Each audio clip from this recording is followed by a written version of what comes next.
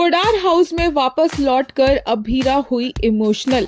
अभीरा को लग रहा था कि अरमान की जिंदगी में उसकी कोई इम्पोर्टेंस नहीं है। जब से डाइवोर्स केस शुरू हुआ था, अभीरा को लग रहा था कि अरमान के कमरे में तो अब उसकी चीजें तक नहीं है, तो अरमान ने उसे अपने दिल से निकाल दिया होगा।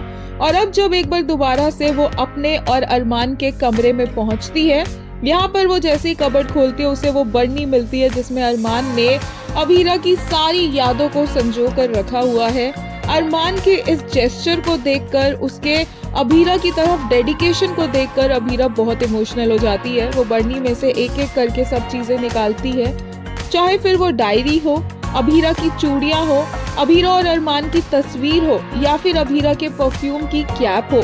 इन सब को देखकर अभीरा बहुत इमोशनल हो जाती है और बहुत लकी फील करती है, और उसे समझ आता है कि वो कितना गलत समझ रही थी अरमान को।